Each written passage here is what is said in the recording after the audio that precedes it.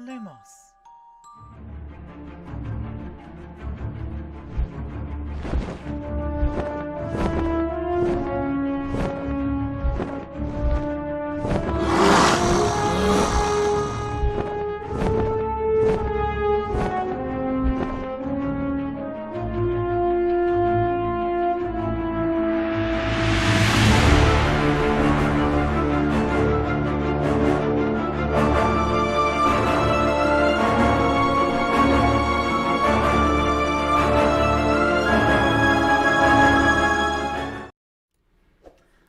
Hi everyone and welcome to our Harry Potter discussion.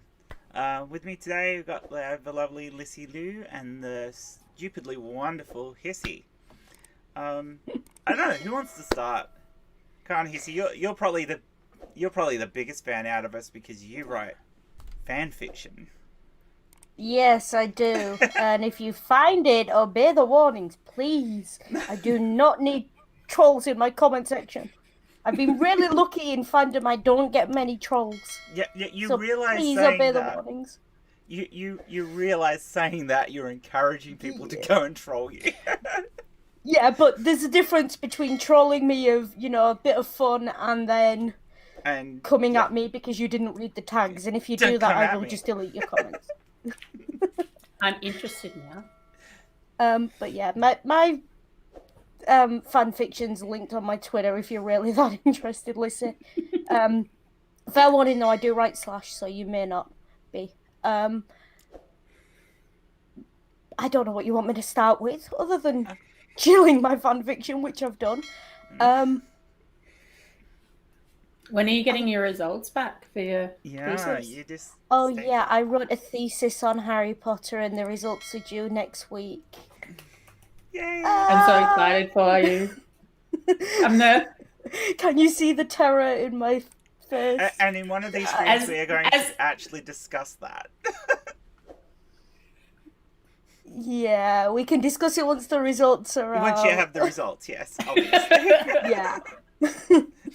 Of course, if you don't do so well, we might just forget about it. Yeah, I'm sleepless nights. I can't imagine. So our plan originally was to go through all the books one by one, but I think we've kind of changed that over time to more talk about the themes, because the books one by one is going to be a weird way to do it, especially with... It's going to be... Yeah. All over the place, I think, because we will do that anyway.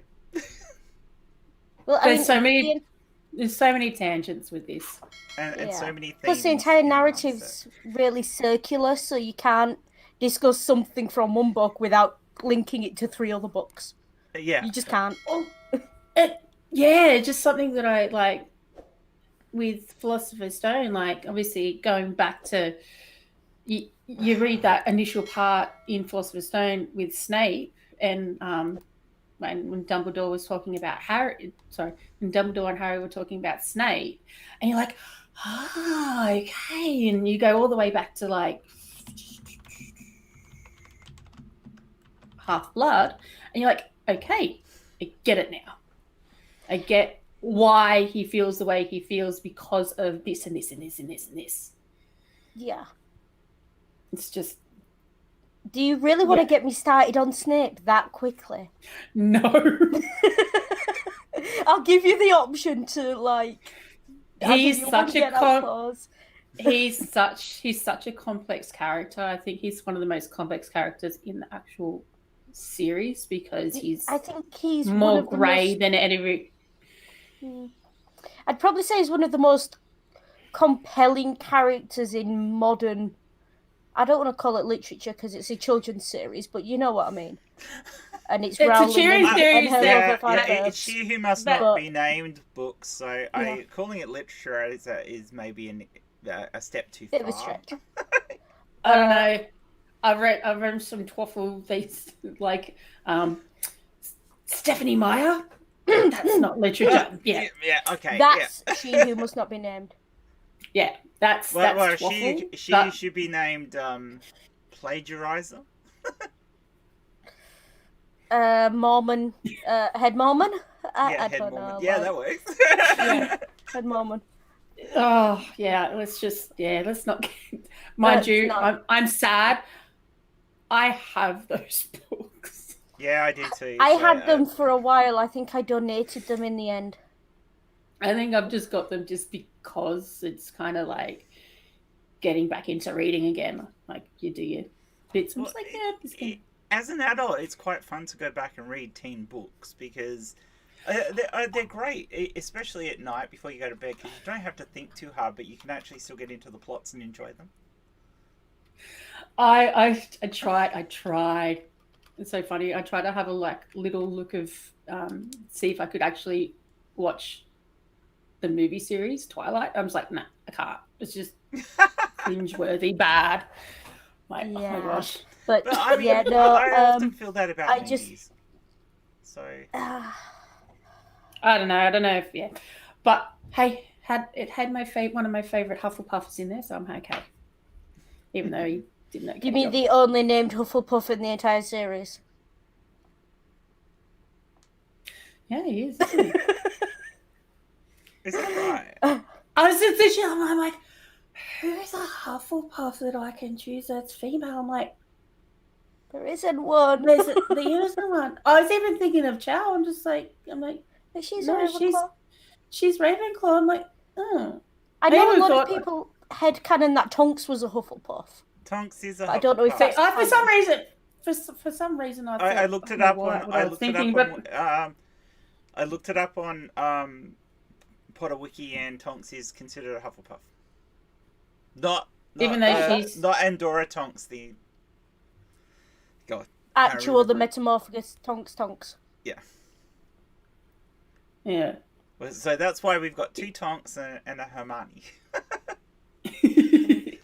I'm sorry. So we can have our own houses, which was, I think, the best I could hope for. Although finding Andorra Tonks' picture was next to impossible. No, I even I'm like, oh, Luna, yes, Luna. I'm just like, oh fuck, she's Ravenclaw. Yeah.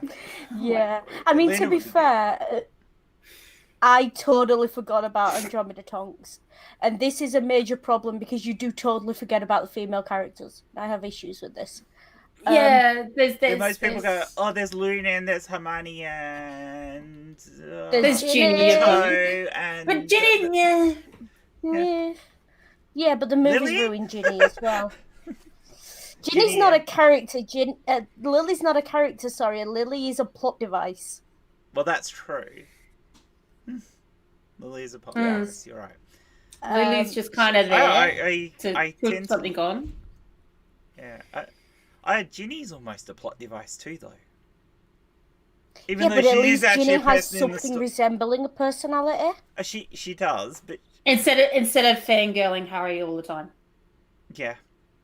But as she gets older, yeah. Yeah. Anyway, what theme are we going for this week? Because we've rattled on now for about 10 minutes and said nothing of importance. I did actually title it "What's Under the Stairs." So, what's in the cupboard? We can go. So we could start from the beginning and see where we go, I guess. So, I mean, we all love the starting of it with on the lane. Mr. and Mrs. Dursley of Number 4 Privet Drive. Yes, that's the one, Privet Drive. Yeah.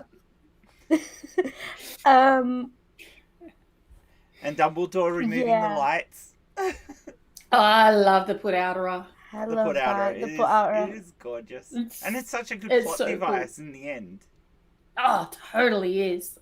And the fact that it gets used so well in Deathly. Yeah. Also, I want to put something to bed because we're going right back to the beginning. Has everyone heard the Ron as Dumbledore theory? Does everyone know about this? Okay, now you that supposedly after the battle, Ron went back in time and is actually Dumbledore. There was this big fan theory about it a few years ago. That's wrong for one reason and one reason only. There is no way that Ronald Weasley, best friend extraordinaire, puts his best mate on some stranger's doorstep. The same strangers he knows he's going to frigging rescue him from in a flying car. Mm-hmm. Not a shot. Mm-mm. That not our Ron Weasley, no. Because say what you want about Ron, he is loyal and he is a good friend, and he wouldn't do Yeah. that. Yeah. Yeah. He's Gryffindor / Hufflepuff with his like friendship level and everything He like that. well is, yeah. Yeah, how did he end up in Right. Gryffindor? Because his family. Oh, yeah. He ended like up in. Oh, he is brave, The though, same way despite Harry- the fact he thinks he isn't. So, he's got... I think bravery is you think you're not, but you do that shit anyway. Yeah. You Yeah, do I mean, it anyway. can you be brave if you're not scared? Because there is a line between bravery and recklessness, and it's usually the moment you get sorted into Gryffindor. Yeah. You know, I say that knowing full well there's at least one Gryffindor on the stream. And probably more in the comments. But yeah. Let's be honest, Gryffindor is incredibly reckless. Like, Oh, hell yeah. Yeah, Harry proved that time and time again. yeah, I mean, I know the guy was a kid, Irresponsible and is the kids word do for stupid Harry. things. But if he didn't have plot armor, oh my gosh. Oh, hell yeah. Well, I think How is he think not with dead? him, well, technically, Yeah, technically, yeah. Spoilers! Technically, that's all Voldemort's fault.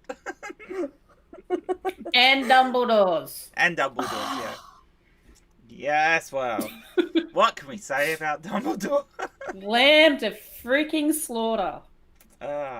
He knew from day freaking dot, and he said, "Don't ask me questions that I can't answer yet." Or I Yet. don't want to answer because the answers are fucking horrible. There's no such yet. You give the kid the answers in his. Also, am I the only one who found it really weird that the orphan didn't immediately go and, like, equivalent to Hogwarts, Google his parents the minute he arrived? Like, you're an orphan. Act like one. I think the reason why he always tried to do it all on his own is because for the first 11 years he was on his own, so it was just him against his family. They The were a chat are bunch of insisting I assholes. change my name so that we're all end in ISSY. And the first suggestion was pissy. No, maybe not. Nerdy, I've just seen you recommend Kissy, and I think that's only for when Jen's drunk. Oh, wow, yeah. Amanda? Hey, Amanda, my sweet. But yeah, like, I'm sorry, you know that you are Harry Potter and there are books written about you. Your parents are dead. You've just gone to a school where everyone knows your name, and you don't hit the library and start looking for your parents. You don't start looking up old Illuminous books to find out what their grades were. You don't start looking into the Potter family. You don't start asking questions about where your parents' friends are. Yeah. Surely that's how I know his family stuffed him over with the whole don't ask questions thing. But And I think that's literally a theme going into he's like, I blinkers, I can't. I have to work this shit out for myself because this has been drummed into me from the day off. dot. Yeah. As soon as he went to his auntie and uncles, it was just like, don't ask questions about magic. Just no imagination, no nothing. But we know that he asks questions. That's his defining characteristic. yeah, but to not ask questions about himself. You just like, but plot device. Because if you get too much of information at the start, then she can't extend on it through 7 books, I guess. It's kind of a weak plot device, though. It is. Yeah. But then again, a lot of the themes are quite weak. They just work in the narrative of a teen story. That's all. Yeah, I mean, with a teen story, you'll suspend disbelief a bit because even, it's even aimed in at adult teens. stories, you do. And, So. yeah, But- it's escapism. Yeah. You even think if when you're 11, go back to your 11-year-old self. You go back then and go, oh yeah. Would you think about doing all the searching for parents and everything like that? I mean, Or I would you was just I was the weird kid at 11, and I was researching family histories and stuff. So Well, you're not typical. no, I was. Yeah, I was not the typical 11-year-old. I went to the school my mum went to, and I, on my first day, sought out the teacher she told me would be there. So, I'm just like, Harry, and I know I knew my mum. I lived with her. And I'm but you just still like, don't know what it was before you at the same time. It's always curious to find out what your parents were like before you were existing. yeah. And that's what it was. Like, on my first day of school, one of the teachers turned and looked at me and called me by my mum's name. And I was just like, Do I look that much like her? yeah. But it's that thing. He's I've got absolutely no curiosity about his own family, so I never quite got that. Like, I would have been pissed. It's like, oh yeah, they didn't die in a car crash? How the frick did they die? Yeah, and the thing is, Now before shut he him went to Hogwarts, he was reading all the history books. Maybe But it was still the didn't- trauma of his, like, the trauma when Voldemort did come in and literally destroy his life. Maybe me thinking too much into it. It's that underlying trauma that is just it could be, because there is that line, isn't there, when he's reading the stories about seeing his own names in the books was surprising to him. But I mean that's interesting, because he's very much it's a return for him. It's not so much a rite of passage into a new world. It's a return to his own world, which is an interesting sort of literary device. Yeah. It's not. He's not Hermione. Hermione comes into this and she's, wow, new world. Harry comes into and this she and wants to. She sucks it all Yeah. up. She's like, Oh, gimme. she does. I need to learn. She's more. I think she's more well learned than most, like, half bloods and most full bloods. Purebloods, yeah, because I would definitely, yeah. because they assume they know it because they've been raised into it. She's It's as with anything. Who knows more about the country? The person who has to pass the citizenship test, or the person born there? Yeah. In really So simple true. terms, that's what it is. Plus, she's got a absolutely brilliant memory for everything she reads, almost an eidetic memory. So she She doesn't. should have been I don't think she Ravenclaw. does. I don't think she does. You don't think she does? It's strongly hinted that she says it repeatedly. I learned the textbooks by heart. I learned them. We So see she her, went- especially, in her By third year, repeatedly breaking down because she didn't have time to study with all the subjects. And I just think she really was that determined to learn it all. But she was trying to learn it by rote. And again, I think that's why Snape didn't like her as a student. I know it's why I don't like her as a student. Don't parrot the textbook at me. I've read the textbook. Tell me what you think. And I just... She wants to become a muscle memory. Yeah, especially in a subject like potions where you actually do have to think for yourself. It's... Yeah, I can see why he had issues with her. Which is why she struggled with potions, because she couldn't think outside of the box. She had to stick in with her learning. Yeah, which is why she completely crashed and burned at the start of Half-Blood Prince. Yeah. And Harry, like, thankfully he had Snape's book, but Harry went, oh, I'm just going to try this way. I know the textbook says that, but I'm going to have a crack. I'm just like, give Harry his due. Probably his one strength is he's always willing to wing it. You know, he'll take what he's got around him and make use of it to the best of his ability.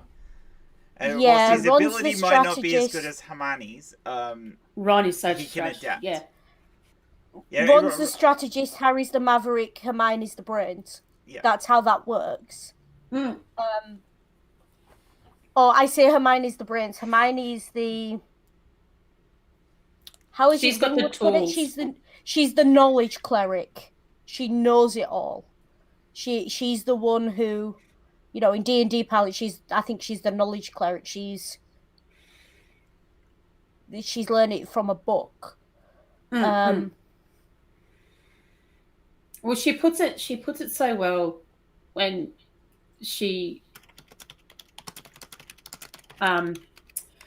in Philosophers, when they've gone through the trapdoor and it's just her and Harry at the final one at Snape's at the potions, and she's like, I'm not clever. It's just books. Well, yeah, when they're playing the chess game, she's like books and cleverness. Yeah, books and cleverness. It's not that. It's not anything special. She's like just books. Like I've read these things backward forwards. I always felt like that could have been a massive turning point for her, and it just wasn't. It's like she paid lip service to it and didn't actually understand what she was saying. I know we're not talking about the movies, but is anybody else annoyed that they left the potion bit out of the movie? Because it was more pivotal than her staying behind and helping Ron. Mm-hmm. Because she it made showed a her sacrifice. strength. Well, she also made a sacrifice on it. She made no sacrifice in staying behind with Ron. Yeah. So her she character had to development go back. wasn't there. Yeah, she just stayed with Ron. You know, it was almost like, oh, you're the one who needs to go on, Harry. I'll just look after Ron. That's not a hero's journey in that. Whereas what she does with the potions is. Because she makes the decision. I'm going to take this one. She makes the decision, yeah. Someone has to drink it, so...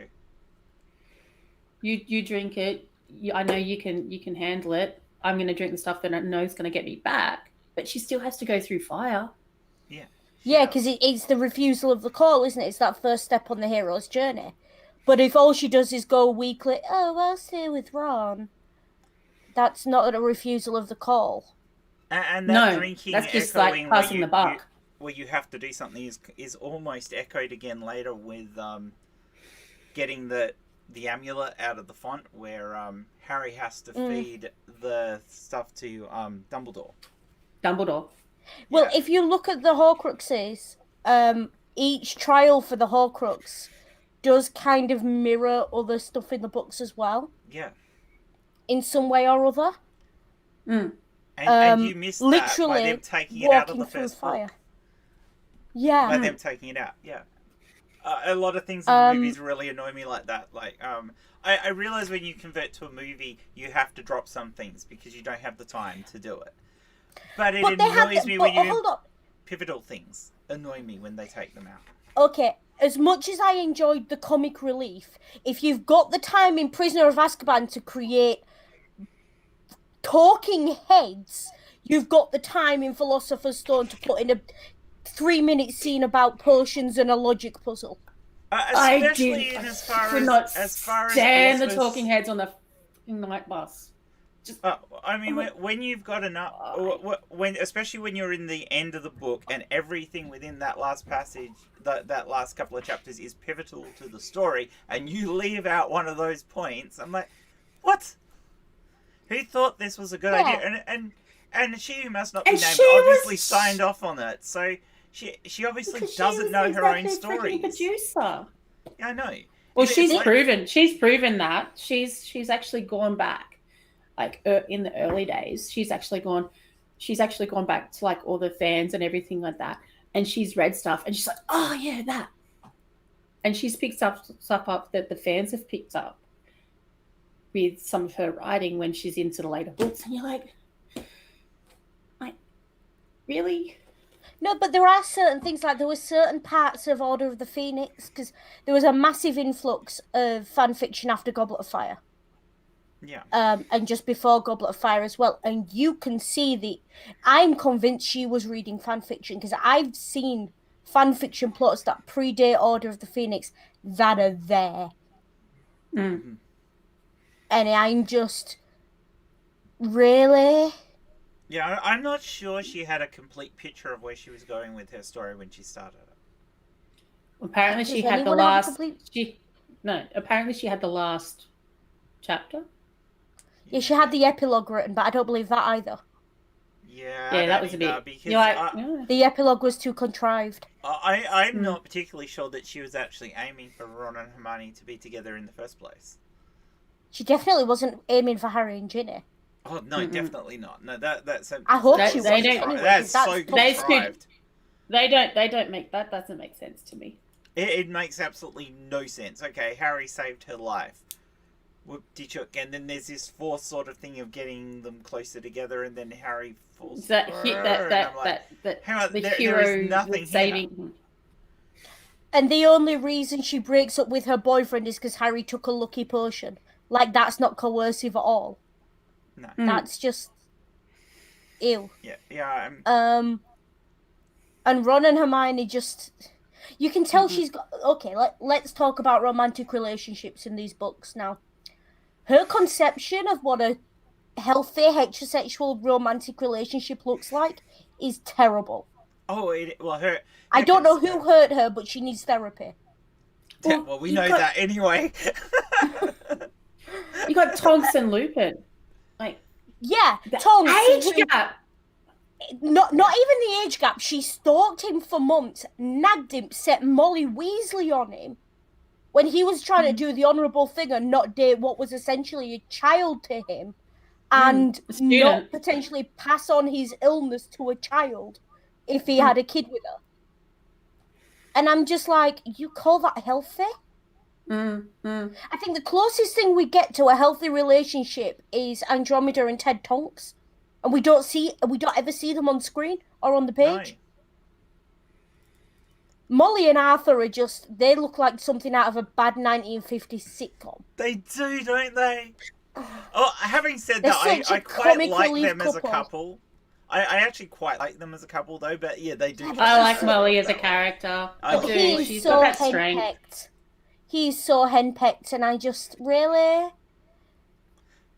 And then you've got. I tell you what, even Petunia and Vernon are probably. They love each other. They clearly adore their child. They work together to build a family. The only problem is the way they treat Harry. Yeah. Well, I'm not going to say they're great people because they're clearly not. Oh no, but their values align. They raise their child as best they can. They provide for each other. They work as a team within the relationship. As a relationship model. Oh yeah. They're probably the best relationship model in the Potter books, which is problematic. It is actually. Which is kind of sad considering the way they treat their different kid. But then again, that kind of fits with the psychology of She Who Must Not Be Named, doesn't it? She certainly has her issues. Yes. Yep. Let's not get into the psychology of an actual person. I don't want anyone to threaten to sue me on Twitter, so let's avoid that. Oh yeah. We forgot that she's keen on the whole suing thing. So. Yeah, we do you reckon stick to the books and not to the person. Aside from this, let's stick to the books. But do you think sometimes authors take on personality traits as some of their villains? I think villains. I mean, let's be honest. Any villain you're capable of writing has got to come from somewhere. Somewhere, exactly. Somewhere dark. I mean that worries me about Stephen King, but that's a whole different discussion. Because his villains are dark. Oh. But I know I write the fan fiction. I know I cannot write a convincing set of Death Eaters because either I write them way too dark and evil and then goose stepping and trying to murder people, what does that say about you? They're just they're laughable, which to be fair in the books they are laughable. They are laughable. They're completely laughable. They are a schoolyard gang who never grew out of frigging being a clique. And I just and they are so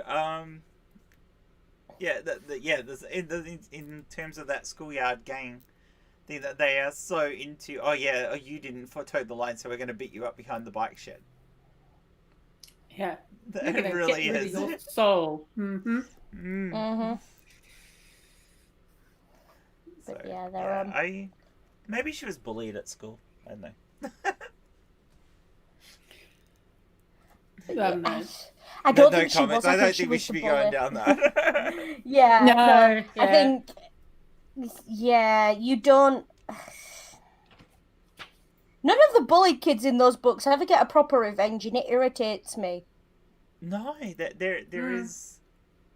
They all just get saved by the magical power of people taking pity on them and being their friends. Like, What? that's not how being bullied works. Hmm.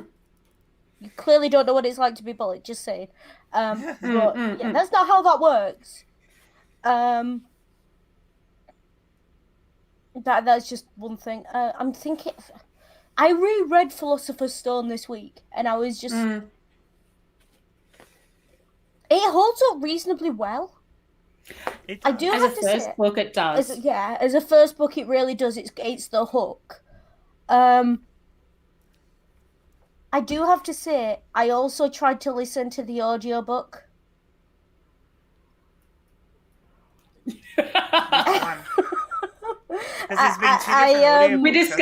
We discussed this in our DM, yeah. Yeah, I'm carefully considering my next words to make sure they're not like actually. He doesn't voice some characters correctly. That's one way of putting it. Let me put it this way. I never thought I'd see a character from Blackadder in my mind as I was reading Snape. Let me put it that way. It is. I automatically very Lord Melchett, isn't it? Huh? Very Lord Melchett. I don't know why, but the way when I heard it, and I was just like, have you ever seen that online cartoon? Something, the one about the little Slytherin girl. No. Have you seen? No. Someone in the comments give me the name of the cartoon. My brain's not working. It's nearly 1 o'clock in the morning. It's like not Space Slytherin, but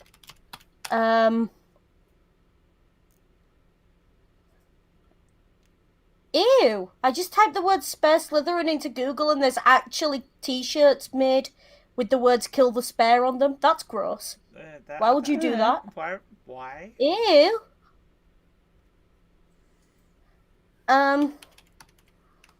Anyway, wrong. there's like a really popular cartoon series in the fandom about this little Slytherin girl, and there's one where one of the cartoons is and Snape teaching them, how to flounce, and I got that mental image, and I was just like, nah, stop. That's meant to be comedy, not an accurate representation. I always go back to, even when I'm listening to Stephen read, I kind of, my brain just clicks back to when Alan does it. Oh, because so I've got this weird mush. Yeah, I think for me, Alan Rickman's voice was perfect. A lot of the characters are really toned down in the films.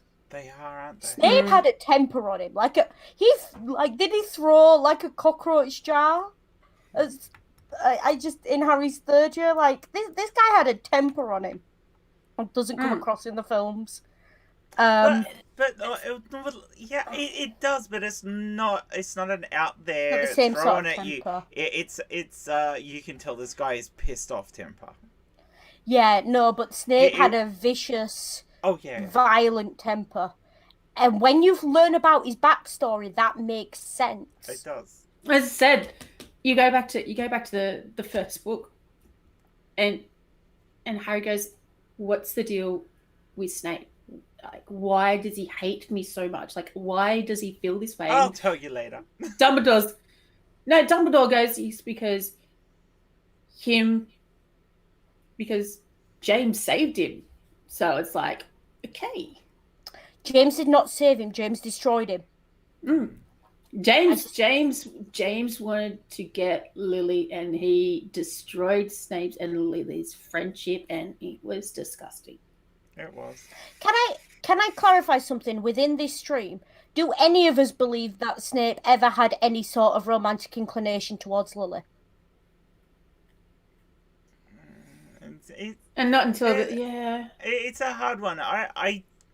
The books hint at it, but I don't think they hit strong enough to decide whether it was a platonic relationship or a romantic relationship. I definitely think Snape maybe hoped that it could go for more, but whether he actually thought it did, I think is the bigger question. I think, yeah. I don't ever see Snape and Lily. I just don't. I think it was a friendship. Yeah, it was definitely a friendship. Someone gave me a challenge to write a Snape Lily fan fiction. And it literally, I'm not even joking, it's on my AO3. I started out, and within like the first paragraph, he's talking about leaving her because she's vicious and he wants to leave her. And they don't suit together, and he's more scared of her than he is of Voldemort. Oh, wow. And it's just like, because I can't get my head around these two. They're just too. There's a disconnect, and a lot of it is also those two. Like, they were more like her siblings. family are just.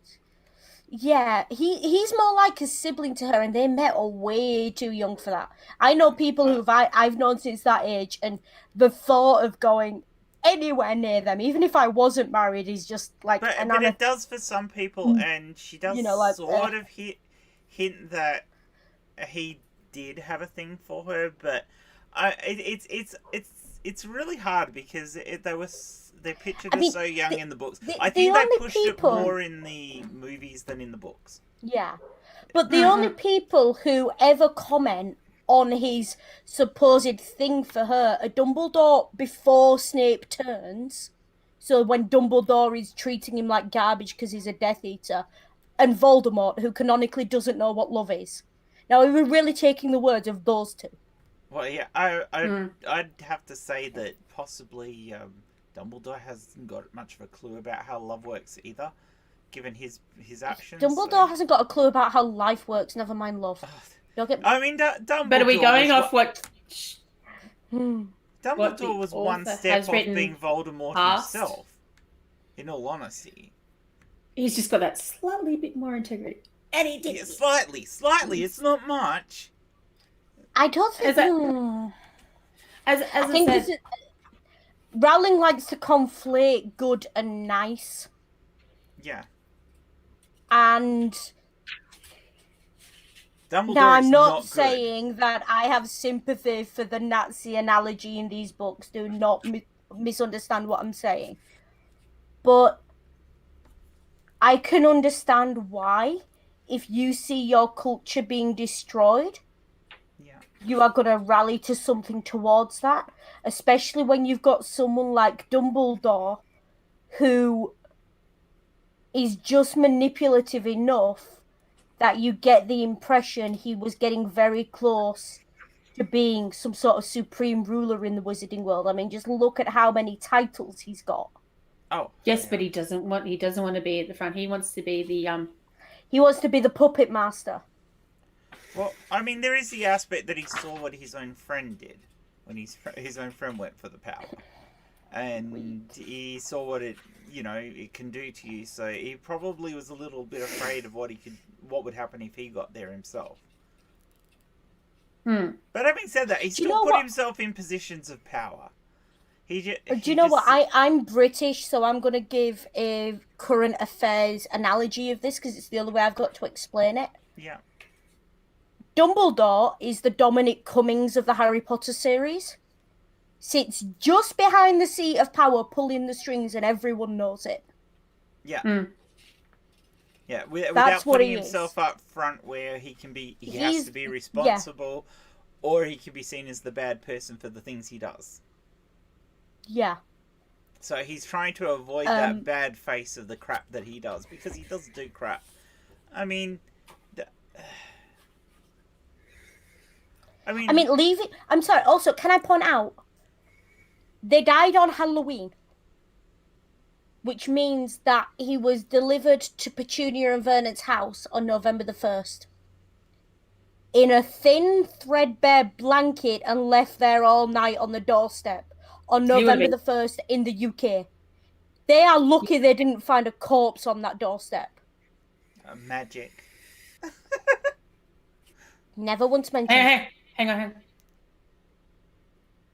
Hand wavy. Hand wavy. Yeah, hand wavy. Yes, let's hand wave that. Let's hand wave it because once again Dumbledore does something reckless and calls it. Oh, it's just turned into a run. I love it.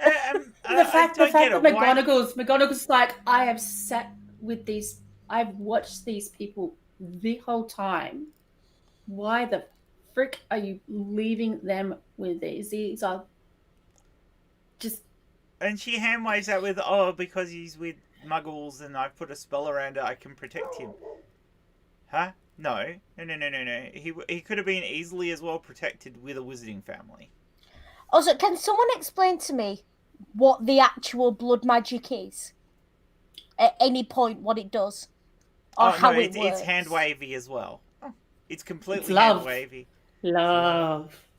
And because of the sisters' love, which should be negated by the fact that the sisters hated each other. Because there's so much disdain from Petunia to like, Petunia was so pissed off with Lily, the fact that she got the favourite and everything like that. That's why that's why Petunia tries so hard and wants to one up everybody and wants to know everybody's business, because she was set aside at home for the spoiled little brat. For when Lily got her letter. And that's why I've got a question about that. Lily got her letter. I know I've always kind of wondered about this because it's not really a thing.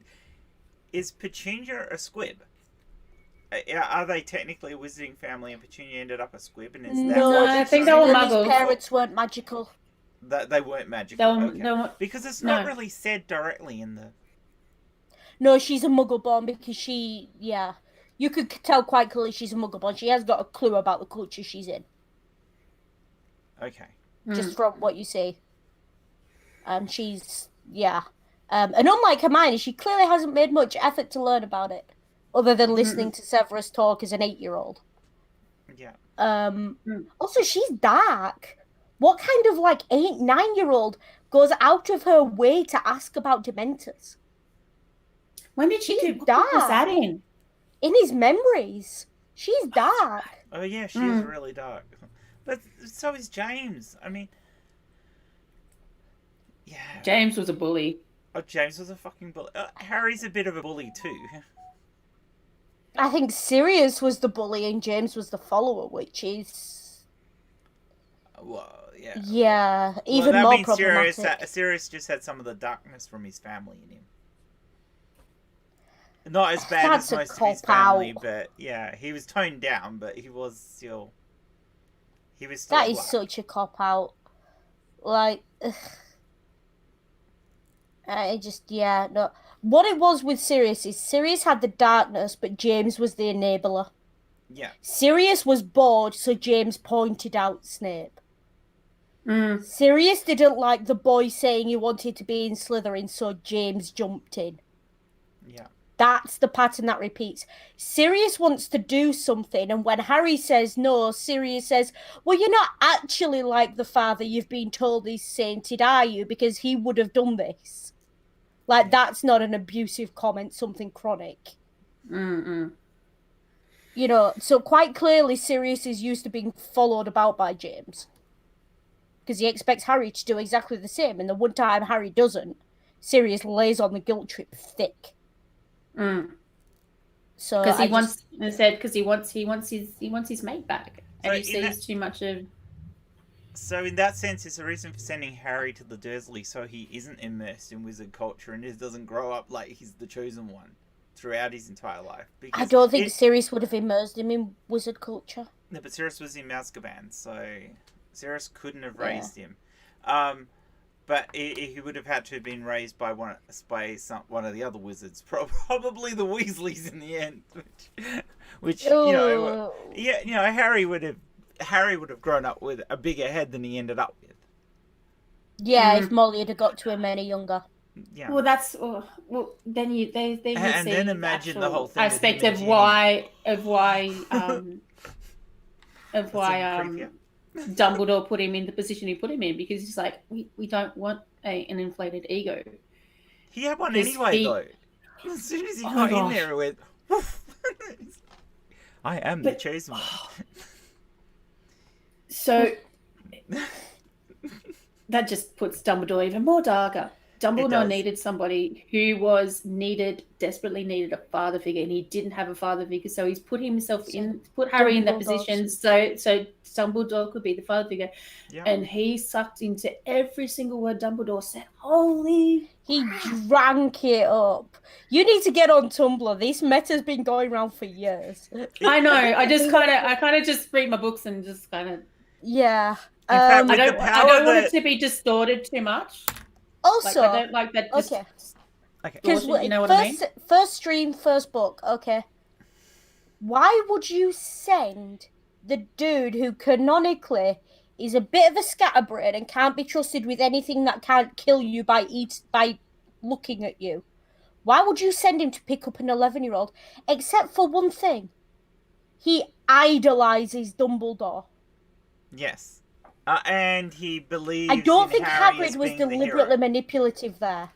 Oh. I think Dumbledore used Hagrid, and Dumbledore used Hagrid definitely. a lot. And it irritates me because there's this undercurrent with Hagrid that he's... what's the PC way of wording this? Well, he's not well educated. We know he dropped out of school at 13 through circumstances beyond his control. Yeah, he got But kicked even out. before then, he's got... I think there's enough of a suggestion that he has... Needs. possibly any difficulty socializing. And the fact that Dumbledore does that, he attracts people who are either damaged or otherwise require more support, and drip feeds it to them until they're so loyal to him they'll do anything for more of it. Mm. And that's Dumbledore to me. Say what you... Yeah, Voldemort was this big evil, big bad. Hitler gonna kill all the Muggles. But Tom saw Dumbledore's crap from the get-go. uh-huh. Who the hell sets fire to an orphan's only belongings? Even if just to frighten, who the hell does that? Dumbledore. This has turned into a slam Dumbledore was Dumbledore probably stream, the and I'm here worst for this. example for a young Tom. But he is said Tom's clever. He's Oh hell yeah! so intelligent. But the fact that he was able to literally get people to eat out of his hand so well, he was that charismatic enough for people to go, okay. And But he he learned frightened manipulation Dumbledore, that from the was the best, problem. didn't he? He learnt manipulation from I Dumbledore. think as well, though, with that, I think what happened there was Tom got love bombed.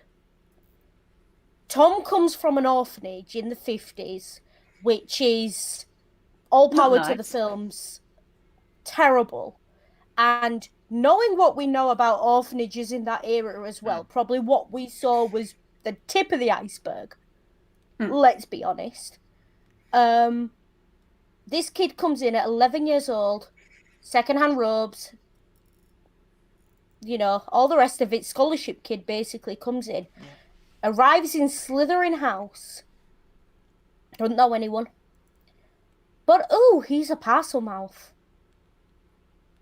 Even if these kids didn't realise what they were doing, they are gonna crowd around him just for that alone. Suddenly he's got attention. Yeah. These kids don't even realise they're love bombing him. He gets he develops a reputation within Slytherin house. And the more he looks at it, and these books also like to conflate following Dumbledore with being a good person. And it's just not right. So the fact it's like she went, okay, what would Dumbledore say? I'm gonna make Tom Riddle do the opposite. And that's how she's created her villain. And the problem with that is, he becomes a cartoon character. But he's being more worse than in a the match for movies anyway. Dumbledore. And why is he scared of Dumbledore? Because Dumbledore set fire to a wardrobe when he was 11. Really? Oh, Come there on. would have had to be other things. Like there's What did Dumbledore do to him to make him so afraid so young? Because he clearly wasn't scared of Dumbledore as a 5th year when he went out and murdered his father and wore the ring to school. And Do then you he know cursed what I it. mean? So And then he what cursed happened- that ring. Yeah, exactly. So what made him scared of Dumbledore? What did Dumbledore do to him? Because I think that's what tipped Tom Riddle over the edge from being a charismatic leader with serious morality issues to being a megalomaniac. Because whatever that was, it was something that went from, I'm going to get revenge for the people who hurt me. I'm going to make my friends follow my politics and my understanding to, no, everyone obeys me or they die. That's a hell of a leap. So That's a huge basically, leap. the two most evil wizards of the last 100 years, Dumbledore created them both. Yeah, pretty much. Yeah. I can give Dumbledore a pass for Grindelwald because he was a teenager himself. Yeah. I can give him a pass on that because you're a teenager, you're And in you love for fuck the up. first time, supposedly, although it's not written anywhere because, you know, we get woke points for just saying it these days.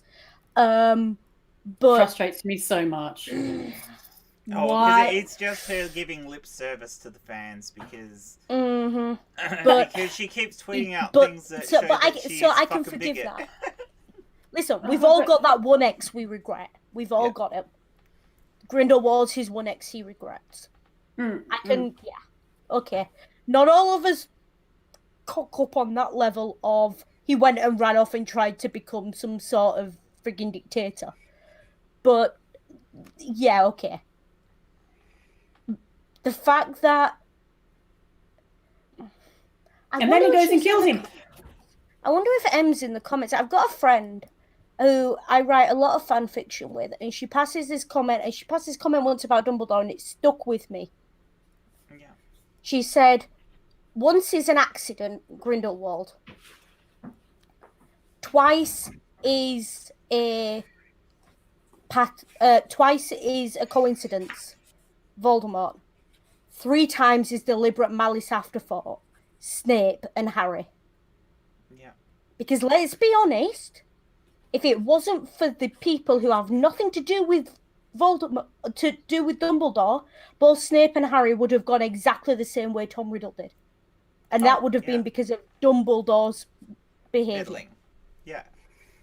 Manipulating other people to do his will. Which is probably what he actually did with Tom. He probably manipulated Tom to do something for him, and Tom, being that little bit cleverer, got so pissed off about it. He's like, no. There is a trope in fan fiction of Dark Dumbledore who manipulated Tom Riddle into being his villain so he could be the hero and take over the wizarding world. There is a trope for that. Yeah. That's fanon, but I do wonder how close to canon that is. Well, it certainly gave Dumbledore a long time with an awful lot of power. But Yeah, power, and it is power quite without credible. the risk. I think that's what Dumbledore liked, was power without the risk of going over the top. He needed something that would stop him from being too bad while still having all the power he wanted and being able to do what he wanted. Being He a had lots headmaster of of power. Hogwarts gave him He that. was he controlled all the kids. He did. And Don't then forget, all all the the teachers. British children go to Hogwarts. He had He is had a creepy manipulation. old man, isn't he? Yeah, Hogwarts is his fucking ice cream van. I love how you seem to have just cottoned onto that fact, and I'm just, yeah. Hogwarts is his ice cream van and Hagrid is his music. Yeah. That's not a bad analogy at all. Oh god, And- that is dreadful. But it so fits Yeah. with the way that. Yeah, I know. No, I'm going back to the author again. I said we weren't going to talk about it, but yeah, you can see that come out from the way that she thinks about Well, things, to the way she's writing. she was a teacher, wasn't she? Yeah. Oh, I hope not. No, she Yeah. was. I'm pretty Well, I sure wouldn't she want was. kids near her. Before she started writing, I'm pretty.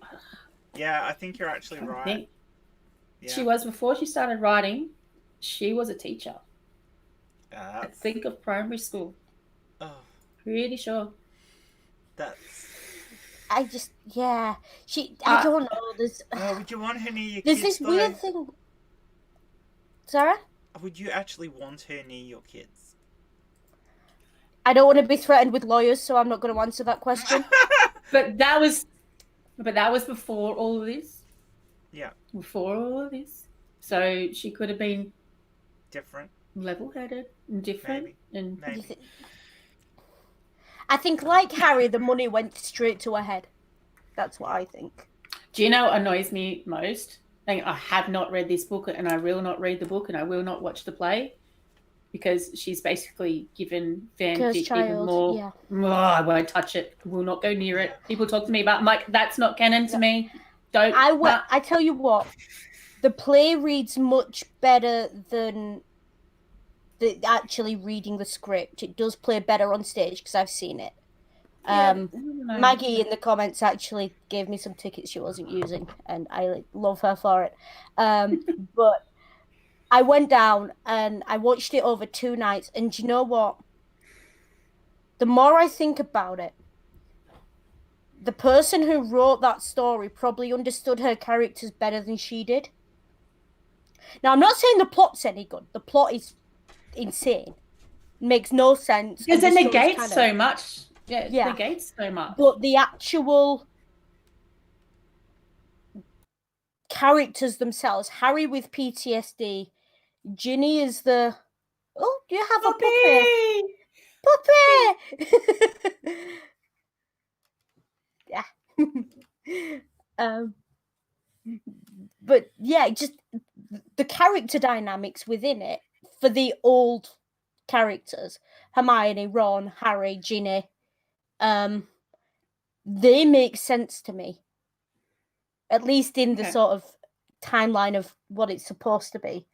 The way it's messed around in parallel universes and stuff doesn't make much sense to me. I don't believe Hermione would have become Umbridge if she wasn't friends with Harry and Ron. Yeah. No. You know, I'm not convinced if Cedric hadn't died, he'd have ended up a Death Eater out of jealousy for losing the tournament to a 14-year-old. Like, what is this person on? But, you know... That's a weird line to go down. Yeah, very much so. But there are bits of Harry, Ron, Hermione. There's the bit with Snape in it. I think he was... I tend to find that the people who don't like Snape in that play are the ones who've seen more of the films than the books.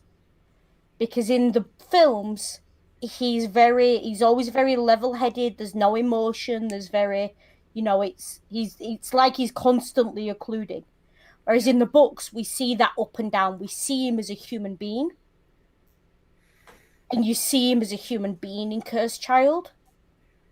Someone who can be touched, that this guy named his kid after him, you know. Someone who can actually reach out and can work with the 2 annoying brats that you know, were his students once if he has to.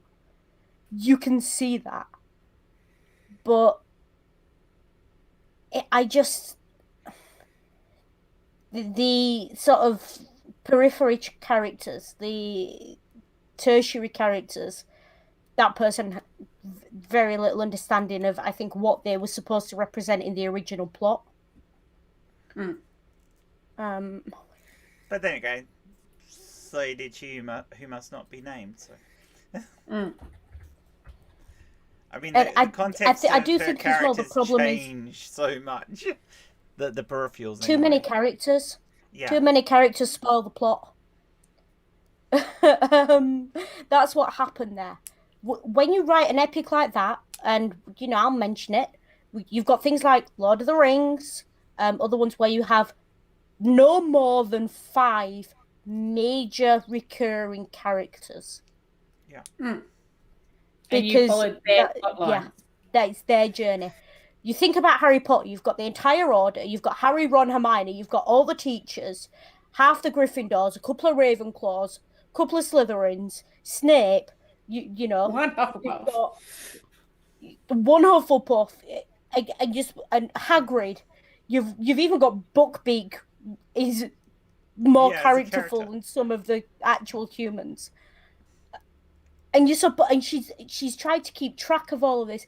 You cannot develop that many characters, so most of them become archetypes or become very two-dimensional. But then when you try and write them into alternate plots, it's like rolling a dice. It doesn't matter because they're so two-dimensional they'll fit into anything. Yeah. I think as well that's why Harry Potter fan fiction is so big, because so many people can look at these books and the characters are so drab. You can put anything. They can make on them better. them. Yeah. She's a great world builder. She's a terrible plot and a character person. Oh, she's an amazing world builder. Oh, yeah, the world of Harry Potter is brilliant, but yeah, her characters themselves are pretty poor. I mean, her hero isn't she even can hook the him hero. in. That's the biggest thing. I mean, Harry's meant to be a hero, but he really isn't the hero of the book in any way, shape, or form. He's not the hero. He's the accidental. He's the stumbler. Like figurehead. If it wasn't for Snape, he wouldn't go anywhere. No, because Snape is the hero. Out for him. Snape looked out for him the whole time. There's only one character you cannot take out of those books and is Snape. Have the same plot, and it's Snape. Yeah. He all the other characters are the interchangeable. whole time. Yeah. You might be struggling to take Dumbledore out because ultimately he is the biggest antagonist of the book. Because half the time Voldemort isn't even there. So. Yeah, but the thing is with Dumbledore, he's in the background. Yeah, he's in the background. Yeah, but the thing is with Dumbledore, though, I can see other characters making the same mistakes Dumbledore did independently. The reason Dumbledore is so terrible is that he makes all of those mistakes and he's the same person. I can see, let's say, wizarding family services leaving Harry with the Dursleys because they're his family. I can see that. I can see Hagrid telling Harry that Slytherins are terrible. Yeah. I can see, Molly Weasley wouldn't change.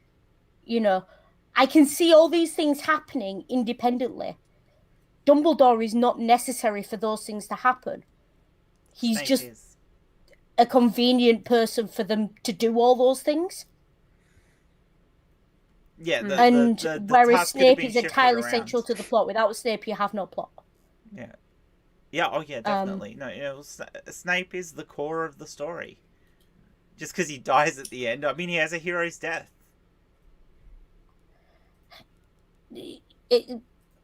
Sort of a hero's death. Why don't we do the stream next week? Sorry? We'll leave that till next week. I could say. Okay. We'll leave that till next week. We'll leave that to next week. Now, getting back onto a little bit lighter theme. One of the things I suggested now, Dan, was when you first were introduced to Harry and going back, and as hard as it is, because we've read the books and we've thought about it and pondered and everything, when you first started reading, what made you fall in love with the world? And what was that? Know what I mean? Yeah, okay. So we'll go around, if we do stories of how you found Harry, and then we'll go around and do the thing that hooked you. Okay. Well, I saw the first movie first before I read the books. I watched it with my daughters and they loved it, and I'm going to read this because generally you get more out of the book. But what I found really hooking for it was, I've I've been to London, so I've been to the station. I've been to the places like that. So it's almost unlike a lot of the stories which have magical bent in it. You could almost imagine this actually being in our world. So it's it's got a very strong hook, I mean, it'd be even more so if you're somebody who grew up in England, because it is just there's so much of that in it, intertwined in the story. But even as somebody who's visited, you can see that. You can go, hey, the world that she built could actually be in our world, and that would be awesome. Not that I believe in magic, but I mean that could be awesome. One point about that now, though, there is no way she could have platform 9 3/4 where it is, because there's a Harry Potter shop there now. Oh, well, that's... I have a photo. I have a photo. Oh, where is it? I have a photo of me when they've actually got the trolley halfway through. And they throw the scarf for you and take the picture. You know, there's always a queue at least. I was so lucky that there was I went in 2006. There was no one there. I'm like, oh. Also, pro tip to anyone watching: if you're going to go to London and do that, if you're going to do the Wizarding World Tour and go out on the bus to do it, don't bother standing in the queue at King's Cross Station to get your picture taken. There's about 24 of those set pieces at the Wizarding World Tour, and you can do it for free as part of the tour. You've just got to have your own robes and scarf. So don't queue up. Go into the shop and have a look around by all means, but there's no point in queuing up if you're going to do the Wizarding World Tour as well. Because I've been there three times now, so I should know. I dragged Ring there on our honeymoon.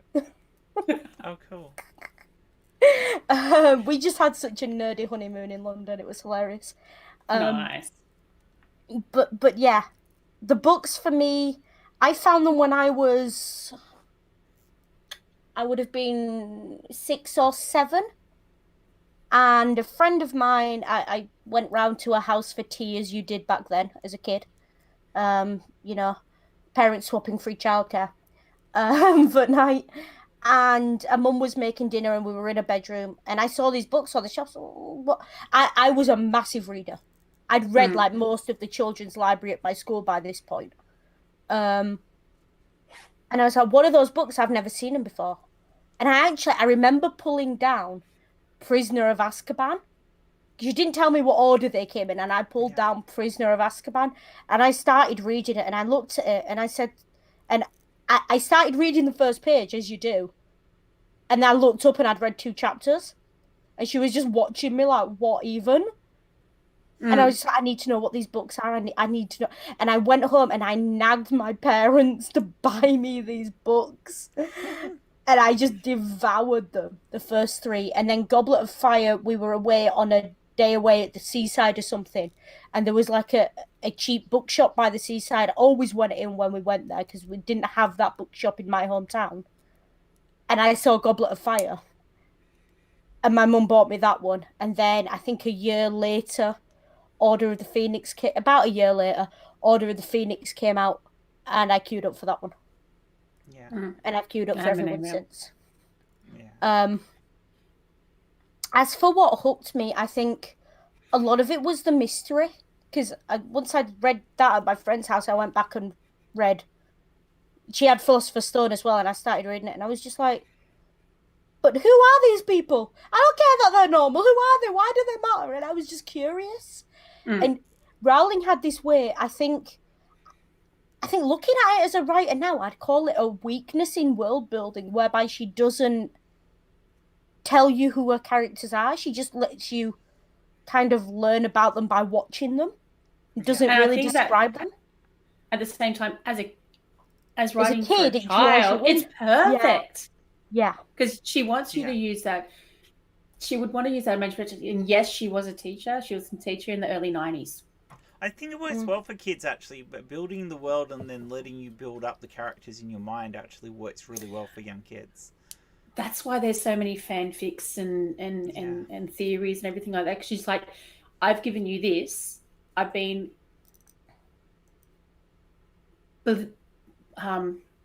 blah about it, like with the characters as I can be, so then you can create them within your mind, and with you can see like But yeah, it's like Ronald, and you can see that.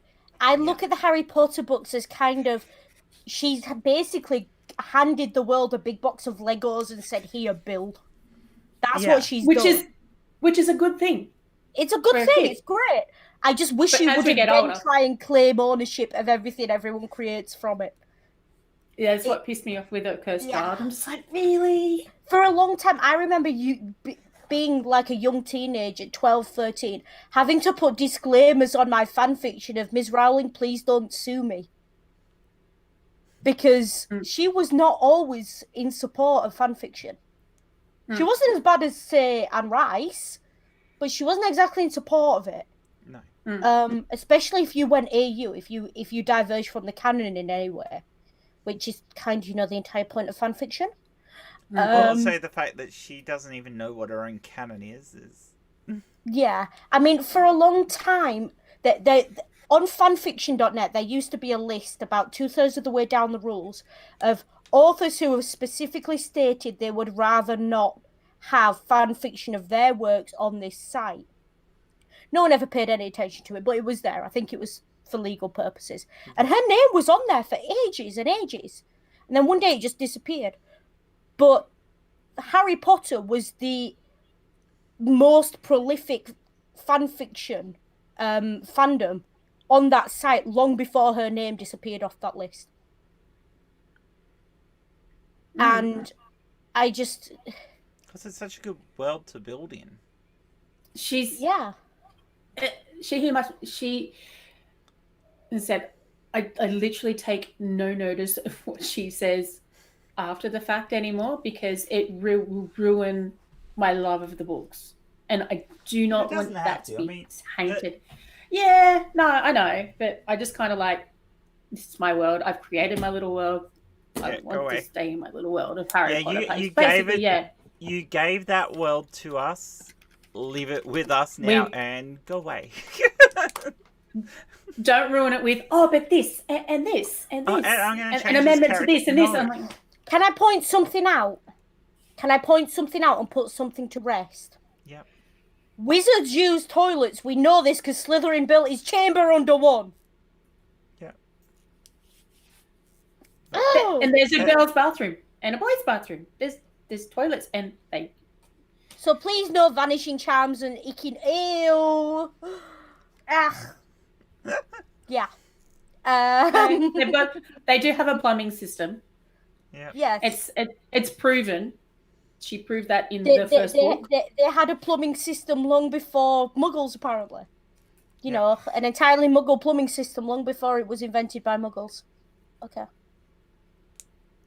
All right. But yeah. So let's avoid that one. The other one that gets me, what was the other one that got me? These random arbitrary laws about what you can and can't do with magic. Yeah. Most of them are just moral quandaries. I don't think it's physically impossible to make food with magic. Because quite frankly, people do make food with magic. They make more food from food they already have. And you use a multiplying spell. Yep. And she came out afterwards and she talked about how, if you use a multiplying spell, it's less nutritious. Like she'd watched that one episode of Red Dwarf. But, never any hint of that in the books. I don't see the Weasleys going hungry because Molly cooked one dish and made it split among all of them. Do you know what I mean? Yeah. I know she had I know they had their garden and everything like that, and they got a lot of stuff from their garden and whatnot. But yeah. So, Also, as I've got older, I've become more and more sympathetic to the Muggle men in the story, Tobias Snape and Tom Riddle, Senior. And can I just point out, her idea of how working class men discipline their children is problematic as all hell. Yeah, it makes you wonder what kind of childhood she had, doesn't it? I'm sorry. She came out recently and said that Snape's father would routinely whip him as a child. No, that kid was too sassy for that shit. That kid was way too sassy for that. He knew what he was doing when he was 8 years old. He showed, he's like, hey, Lily, look. Yeah. He was more than capable of going to any adult and saying, hang on, this is not right. Yeah. So, okay, I get it. The 70s, people ain't necessarily paying attention. But a kid shows up to school with whip marks on him. Someone's gonna notice. Especially since it's strongly hinted that he and Lily probably were at the same school. Maybe. I don't know. We see what they didn't do about it when it came to Snape. Or what they let Harry go through, so... Yeah, and then Tom Riddle Sr., poor bloke. Do you know what I mean? Guy got drugged, trapped. I'm not going to say the next word that's coming to my mouth because I don't want to trigger anyone, but you know what word I'm thinking. He did, though, yeah. And then he's the monster? Yeah. She was a... Yeah. No. He was entirely blameless in all of that, and I'm just like... He was used. Badly. Massively. And you can also see why Riddle went with pushing in other directions, went down the path he was. He's like, I was unwanted. I was wanted by my mum, but it was a forced relationship. And and this is the thing, she always creates these characters. Her immediate gut thing for any character who's not perfect is, oh, their parents weren't great. Except James. Yeah. And the justification for that is his parents were older and they spoiled him. So what we're basically saying is that you, who can imagine Hogwarts and magic and all that wonder, can't imagine two parents who don't completely screw up their child. That's what we're saying right now. Which says a lot about her own upbringing, doesn't it? I think it says a lot about what an entire culture of what parenthood is and should be. Oh, I agree with you there. When Molly Weasley is an example of a good mother, can I just no? I mean, she's an alright mother, loving. But she's not a... Maybe to her favourites. Domineering, but loving. No, maybe to her favourites. She's borderline abusive to the twins. She's neglectful to Ron. But that's true. So, hey, the twins are good eventually. And again, but again, this is what happens. If you're on Dumbledore's side, you're good no matter what you do. Oh, yeah. If you're against Dumbledore, no matter what you do, you can't be good. Or if you've ever been against Dumbledore, you can never it's a cult, be redeemed from that. It's us or them. It's the Dumbledore cult. I've been waiting for someone to say that word for the last hour and a half. Well, but it is, I mean, Order of the Phoenix. It's all about Dumbledore. Dumbledore's army. Dumbledore's army. Even if they did call it a joke initially, the fact that the Minister for Magic thought it was a real thing could possibly be real. And this is the thing, it's like you get to the point where characters become satires of themselves. And the fact that people do it as well. I mean, they paint the Minister of Magic as being completely paranoid. But there are other people within the Ministry who actually thought that Dumbledore was quite capable of usurping the Ministry.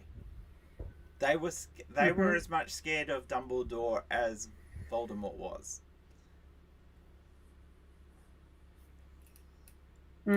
So, despite him having power in the background, you get the impression that he was still a feared wizard. As much as he was perhaps admired by many, he was also feared by them. And I think Fudge is the big example of that. because Fudge turns. It said somewhere in one of the books, it said for the first few years as minister, Fudge would write to Dumbledore for advice every day. Now, in that situation, who's really the minister, Fudge or Dumbledore? Exactly. And why? Because Fudge went to Hogwarts and Fudge was under Dumbledore's control. Fudge also happens to be the minister who let Voldemort rise the first time. It's strongly suggested. I mean, it's strongly hinted that all the power in the Wizarding world ultimately comes out of Hogwarts. In the English part also, of the Wizarding world. Can I just... How do Wizarding elections work? I don't know. We haven't seen them. She hasn't done that. Isn't it interesting that Fudge was minister for years and years and years, apparently without an election, then stepped down and Kingsley magically got the job and no one knows how? Or Figures got the job and no one knows how? Like, and they still there's have never any talk of voting or anything like that. And they still have to let the just the normal Prime Minister go, hey. Also, I do love the idea. Like, I have to admit, you've probably gathered I'm not particularly right wing. I don't particularly like the Tories. But the idea of Margaret Thatcher throwing Fudge out of a window, I can get behind. Yeah. I can get behind that.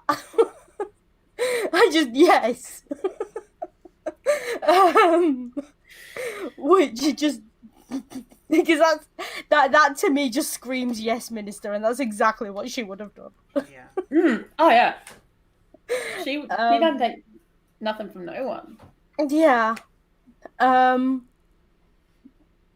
So yeah, that just amuses me because that's one of those things that I looked at and I had to read it twice thinking, if they're saying what I think they're saying.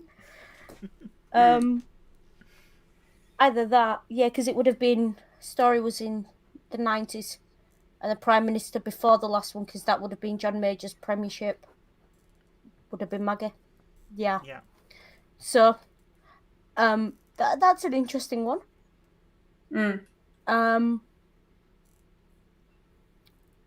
But it's too funny. Seeing as we're starting out, rites of passage in these books. Oh.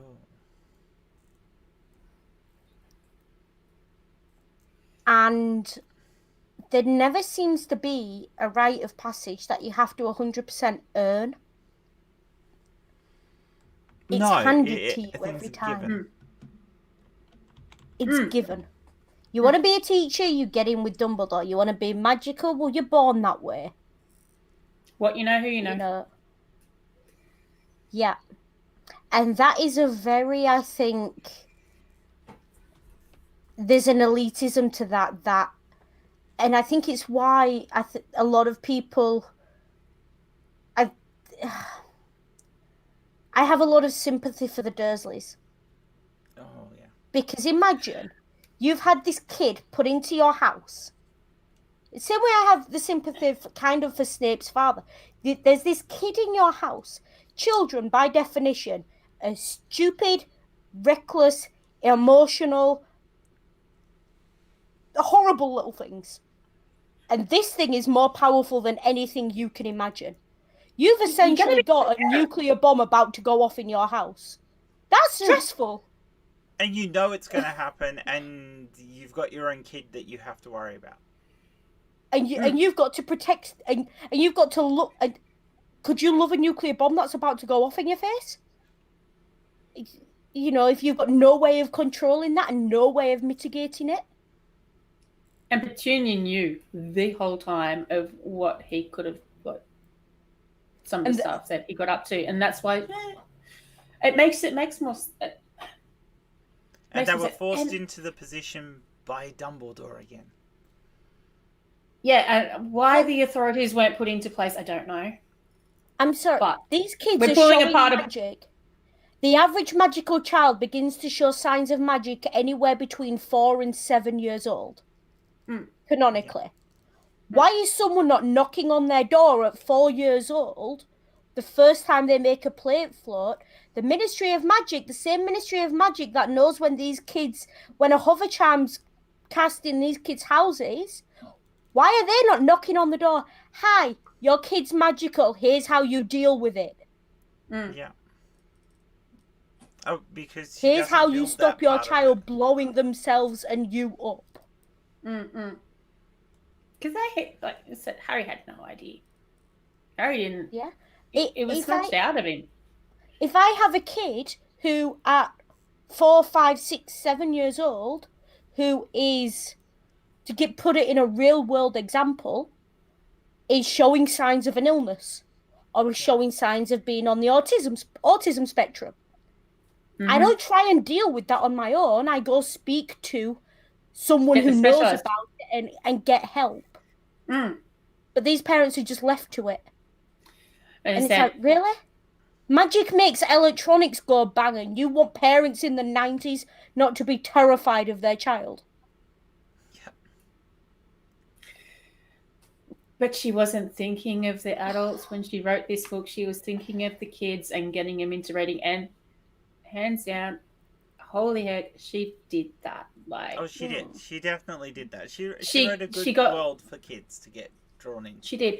She got me, like, my story is, I just suffered a major asthma attack and I was stuck in a freaking hospital bed. Had little to no like muscle movement or anything like that because I was just came off intubated.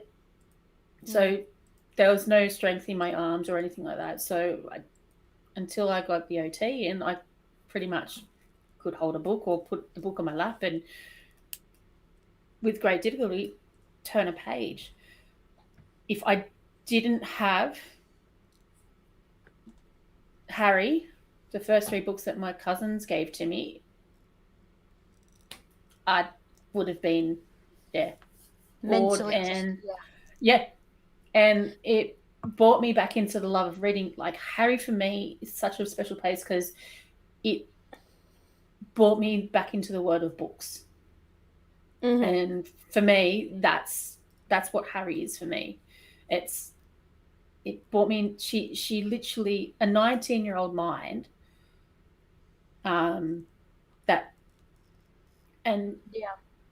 sucked me in hook, line and sinker. I think I can't remember whether I watched the Harry first, watched Philosopher's Stone, because this happened in 2000, like my asthma happened in 2002. But I just hook, line and sinkered it. And when I lined up for gone blank, I bought Goblet straight away. Yeah. As soon as I could, because Goblet was already out by the time I Yeah. So it just. Okay, I've got a question for you. Yeah. At what point did this series stop being a children's series? Oh. Within the text. At what point in the text do you look at these books and go, this is not a children's story? When did it start getting really dark? Yeah. But, I mean, it started off fairly dark, but, I mean, there was certainly light elements to start off with, but... Dude, you read Roald Dahl, and that's some dark crap, it's too. Dark too. Yeah, no, but I mean, like, at what point do you realise, at what point, looking at these books as a whole, do you say, hang on, yeah, Roald Dahl wrote about evil witches and Matilda and all the rest of it. I mean, I have my issues with Matilda. I'm not convinced that's a children's story. That traumatized me as a child. My youngest loves Matilda. I'm still traumatized by that frigging locked in the cupboard on the film. Machoki. I cried at that in school. They had to pull me out of class when we watched it. I was about 8. But these books, at some point in these books, you do sort of, and everyone I talk to has a different answer. Because for me, the moment I realised, hang on, this is not... I mean, I got to the point because I saw it in Prisoner of Azkaban. Yeah. When I looked at Prisoner of Azkaban and I saw that this strange man wants to kill someone and has just broken Ron's leg, and this stranger who there was Sirius just always. I never took to him as a character. So as soon as he was introduced, I was just like, nope, this is not a children's story. This kid is being hunted by a serial killer. This is not a children's story. Even if it did turn out to be okay in the end, this is not a children's story. Yeah, and it wasn't Ronnie was trying to get to. It was and that single-mindedness of Sirius. I was just like, people are weird. Like, people are horrible. Was what I took from that. I mean, there's other people who talk about the kill the spare moment. There's, the moment Harry stands up to Umbridge. A lot of people cite because she's that's the moment you realise you can't trust authority. She's fucking evil. And things like that. But she's an evil. She is probably the. But what's that moment for you?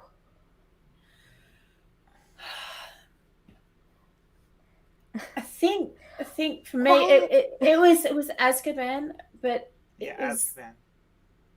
But it wasn't Sirius. It was the fucking Dementors at the time. Like, you just like these people, and Azkaban itself. It's like the idea of a prison like that, where you're actually tormenting people for basically the rest of their lives, is just a horrific idea. But I never read the why books Sirius as a kid, comes out so messed up. Like, but Sirius went in messed up. So he got worse. So my perspective on it is probably a bit different to both of you, because I never read them as a kid. So I was young, and I was a young adult. Like, I was 19 when I started reading these. Yeah. So I wasn't hissy. Like, I wasn't a kid. I was. Yeah. Oh no, there's not a major memory in my childhood that isn't coloured by Harry Potter in some way. Yeah, so it's not the same for us, but if anything, my reading, like I said, I read a lot before I got into Harry Potter. I was reading children's library. I'd read Enid Blyton and all the classic children's stuff. I'd read them all. Yeah. And my reading I did the opposite of everyone else. My reading contracted. I went from reading anything and everything to being really picky to reading Harry Potter to nothing that was published is good enough. I'm going to read fan fiction. That's what my reading journey was. And it's only as an adult I'm coming back to reading, and I'm going back to things like classical myth, because they're the only stories that are grabbing me, because let's be honest. Well, that's what you've grown up with. That's you've what grown up with, the myth. Yeah. You've grown up with fairy tales and myths and witches and wizards and giants and werewolves and shapeshifters and the world. Oh my God, the world. Exactly. And they're the stories that grab me now. Like, I spent, I did read Philosopher's Stone this week. I also spent 4 days listening to the audiobook of the Aeneid. Why? For fun. Those stories are very similar. They've got all the same themes, same plots, everything else. Because that's the kind of story I'm into. And it's that classical epic. That's what she's written. And one comparison I will draw to this, because I've seen this, right? They claim they've found the city of Troy. I'm not entirely convinced it wasn't fictional, but let's say it's real. Okay. The thing is, they base what they know about Troy from the Iliad. The Iliad is a story which we don't have a lot of. We have very little of it. It's part of the epic cycle. But what we do have points to this city being Troy. Now, on that basis, I can pull facts and I can pull things out of the Harry Potter books and probably create a compelling argument that Edinburgh Castle is Hogwarts. And I just that as well. You were talking about it earlier, Jen, is the genius of these stories because they're so close to real life. They are. And they are. I think they've been possibly mischaracterized in genre. I would call the Harry Potter series an urban fantasy series. I wouldn't necessarily call it fantasy. I would I wouldn't call it call an it. It's urban not high fantasy. fantasy. It's definitely not It's high not. fantasy. It doesn't have that. It's linked. It's linked with our world. It's urban fantasy. Yeah, it's directly linked to our world. It is literally linked with. You can go to Privet Drive. You can physically go to Privet Drive. And the thing is, the descriptions of it's a place. Privet Drive and Surrey and King's Cross, all these places, the descriptions of them as a British person, I could very much see Privet Drive being a cul-de-sac somewhere. That was the mental image I had of it as a kid, a cul-de-sac. Yeah. Detached houses, cul-de-sac. I grew up on a cul-de-sac. Guess where I got that idea from? You know? And then that was the whole point. Her world is relatable. Like, even in the concept of the castle and for Hogwarts and everything, and the train, and it's all relatable. It's all things that, especially if you're English, not so much maybe for us here in Australia, but if you're English or you're an Australian who's been to England, you can go, I can see these things. I went around England as a kid and went to the castles and climbed up on the... I get it. It's beautiful. It's awesome, and that imagery just resonates as a kid who wants to get out there and explore the world, and to bring that magic. I mean, you go down the little back alleys and everything, and you're like, dude, yeah. And the pubs. No, if you've ever walked down the shambles at York, it's like walking down Diagon Alley. It really is, and you get that sense of it. It's an old street. And we have those kind of streets all around. And the thing is, I grew up reading these books, and there's places I go to as an adult that I recognise from their description of these books or from scenes in the films that I didn't realise what they were. Like the first time I went to the Natural History Museum and walked in and looked at those steps, and I thought, hang fire, I've seen those steps before. Because my brain just didn't. And the Australian ambassador building was the front of Gridcott's, I think.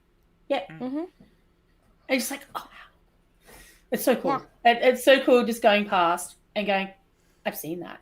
I know where I. Yeah. Like the first time I went to London looking for King's Cross, because of course I'm a nerd. I went there because of Aaron. Yeah, but I went to the wrong station. I got off the train at King's Cross and crossed the road looking for the red building because that was the one I'd seen in the films. And then I stopped a traffic warden and he took one look at me in my robes and he went, I take it you're here for a Harry Potter thing. I went, yeah. He went, you're looking for King's Cross, aren't you? He went, yeah. He went that way. Through the doors, you can't miss it. Just look for the crowd. And I was like, thank you.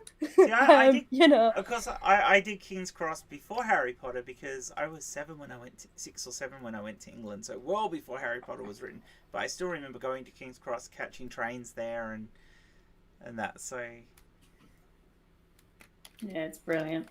So when I saw the and saw it, I remember that, and when I'm reading it, let's go, yeah, I remember walking through it like that. So.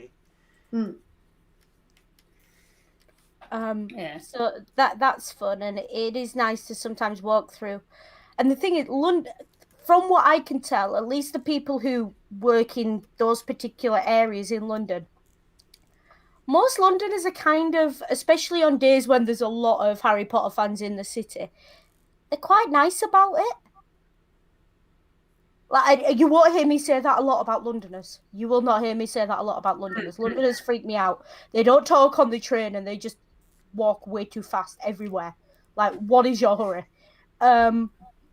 But they're all right. Well, if you walk around London in like Harry Potter robes, they're not bad. They're all right. I have a great story. So, first night I went to see Cursed Child, I was wearing like full robe ensemble because if I'm gonna be a nerd, I'm gonna do it properly. Might as well. Do you know what I mean? mean? Slytherin. But I didn't think it through because I was going on the London Underground to get there. And the London Underground is jam-packed and these robes were sweeping the floor. And I was in a lift and I had these robes and some guy was stood on my robe and the doors opened and I went to and I felt it. And he wasn't moving because there were people moving in front of him. But I was just like, my robes. And I tapped him on the shoulder and he looked at me. And I looked at him and he's like, you know, I'm only a little short. I'm only like 5'7". I looked up at him. I went, Wingardium Leviosa, please. And he just looked at me and cracked up laughing and moved his foot. I don't even think he heard what I said. I think he just realised I wanted his foot off my robes. I need to go. You gotta go. And he just looked at me and cracked up laughing. Half the lift cracked up, and I was just like, Brilliant. you know, if you're gonna be weird, give people a good memory. But That's right. but it's little things like that, and then you know, all the love for TFL staff down there. They are brilliant. Always happy to give directions. Same with, you know, a couple of traffic wardens I've run into. Because they get it. It's a tourist city. They get it. She's so they created, like, yes, like London had its tourism, but she's created More tourism. so much income for the city of London. And what So she's much. also done, she's created almost an international language of Harry Potter. Like, I can talk about something totally unrelated to Harry Potter, and I have to be careful about what I say because part of this is in my dissertation. And someone who I don't know, who I have nothing but Harry Potter in common with, will understand exactly what I'm talking about if I use a certain phrase or a certain description of something and relate it to Harry Potter. Well, I an genuinely example have is a the word theory that muggle, you could isn't probably it? explain. Yeah, but I genuinely non-match. not even that. I genuinely think if you could find a way to relate it to Harry Potter, you could explain quantum physics to the world. I genuinely, that's my Could we theory. convince could we convince No. a flurf to not be a flurf if we got them to read Harry Potter and explained it in terms you now get Lissy. Maybe. Lissy's gone off to have a giggle. You're gonna have to I get really Bobby to don't read think so. Harry Potter now. But yeah, I just it is one of those things. No matter what you're talking about, if you can relate it to Harry Potter, people will understand. At least people under, I'll say people under 40. Anyone under 40, you can talk to them about anything, link it to Harry Potter, and they'll get it. Oh, they will, because they literally inspired a generation. Yeah. 2 generations technically. Yeah. But yeah, that just And it's inspiring the next one still because you've still got a fantastic base and kids are still loving it. So. And you've got parents who go, here, read this. Read this. So Which I'm doing to my now 10-year-old. She's finally It's sad that more done. money's going to such a bad cause, but Yeah, but are you spacing the books out with your kid though, Lissy? Yes. So she's read Philosophers. Then she goes, can I watch them? I'm like, you're not watching the movie before you read the book. Read the book, then you get to watch the movie. Please read. And I won't let her. I'm that mother. What I have found is with the fandom, those who are coming through who are a little bit younger, who got all the books at once and read them, have a very different interpretation of the books than those of us who read them as they came out. Even the end of the series, like me, who didn't read the first few as they came out. But they have a different interpretation because they've not had time to grow as a person between reading each book and not had time to appreciate the growth in these books. If you read 7 books in 2 weeks, they've also been you are not going to appreciate that this goes over 7 years. I won't also have the thing that I won't let her touch the later books until she's older because nightmares. The themes. The themes are just too dark for a young mind.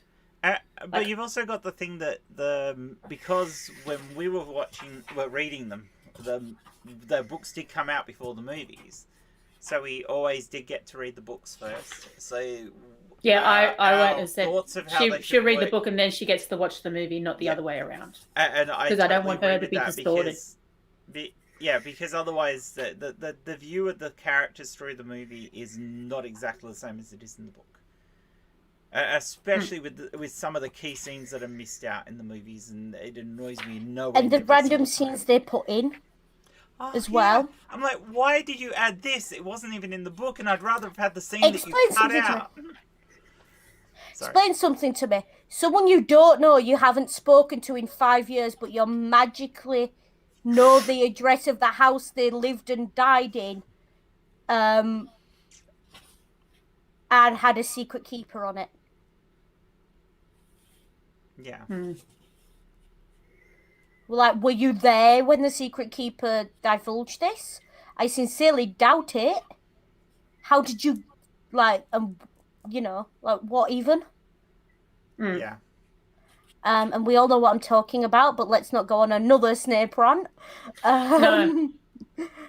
How do you find the house? Every movie has this problem that where they've cut out scenes that I personally felt were important to the plot, and either added in something else or just left plot threads hanging instead, which in the end makes the movies unsatisfying.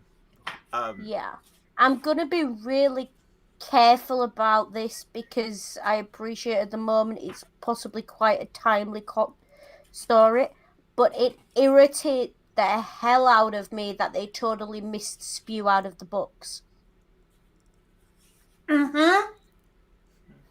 Because she literally is a white feminist. And she becomes... her career after is based off not it. academic. Is based off it. She creates herself a career for that, which and yeah. As a child, she literally is a white feminist. She doesn't listen to the people she thinks she's representing, and talks over them and thinks she knows best. But so is Emma Watson taking over Hermione Granger's character in real life? No, because when Emma Watson does it, she does it properly. She actually lifts up the voices of the people she's representing, and has been doing for years. Yeah. Emma Watson is what Hermione Granger could have been if she just stopped and listened for once. Yeah. But I just... It irritated me that they left that out on so many levels. It's so important. Not least because... Are you seriously telling me that of all these kids throughout the centuries who've gone to Hogwarts, okay, she is the first one who's looked at this and gone, hang on, this is not right. Why are you enslaving these things? Yeah, because she's not Why the did first Harry Muggle not look to at it and go, there. hold on, these things are treating me like my aunt and uncle treat me and I don't like it? Why does Harry not have that moment? Surely that should be a moment Harry has. She's not the first Muggle born to go there. So there would have been others who would have had similar... Exactly. Why didn't Lily pick up on it? Yeah. But they Even didn't... Snape to some extent. Although Lily is very shallow, so... But did they Lily see... Yeah. They were meant to be, like... They were hidden. The whole time. Yeah, never... but there are ways these characters could have learned about them at some point. Are you seriously telling me that every Muggle-born who's ever gone through Hogwarts has never learned that house elves exist before Hermione? Really?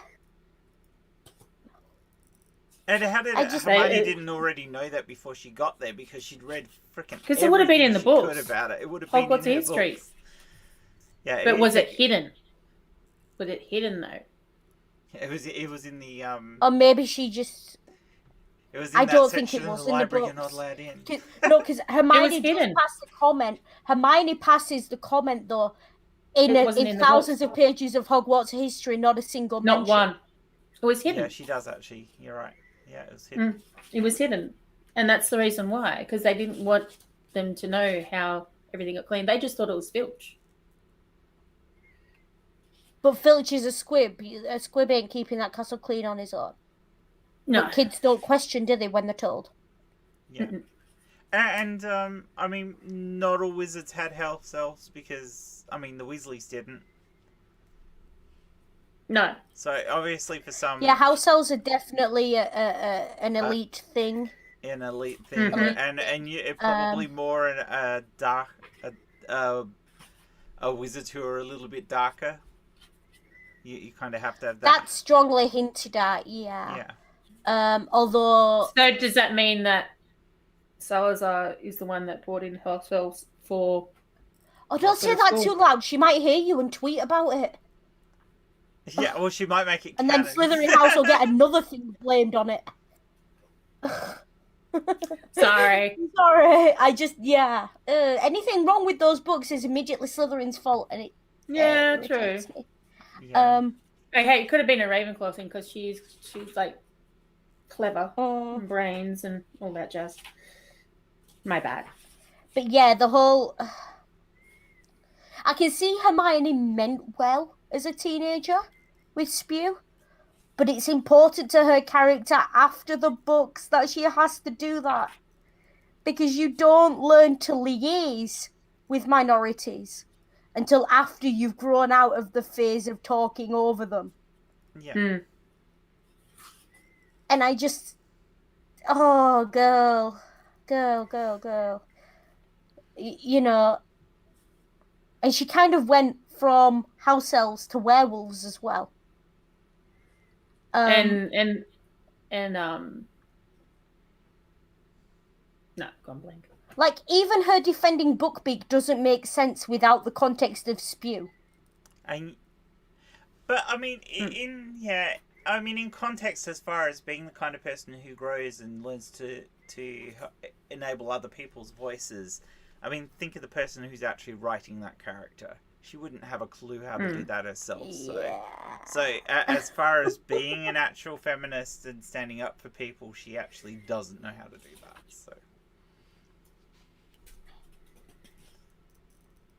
So she wrote a caricature of what she thinks somebody like that should be. What was that?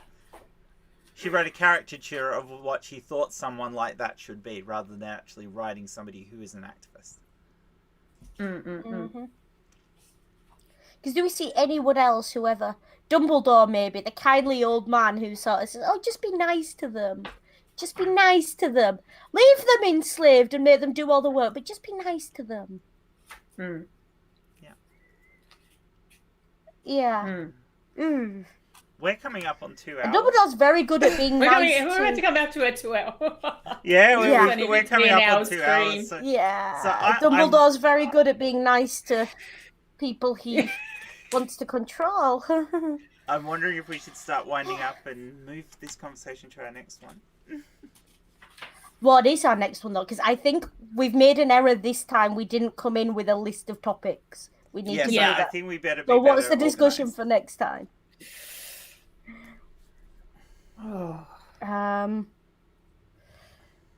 Did we really? I don't know. Because we kind of went.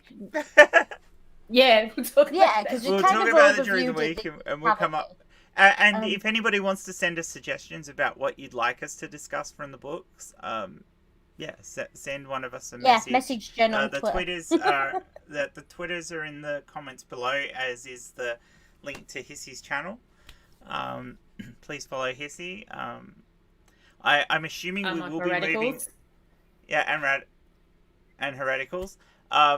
I'm assuming we will be moving this show around between our channels, because that's what we tend to do when we have panel things. Yeah. So I'm more than happy with that. So please go and follow everyone on Twitter if you're in the chat, and sub to the other channels, because everyone here is awesome. And Lissy's going to have to make her own channel so we can put some of these on hers.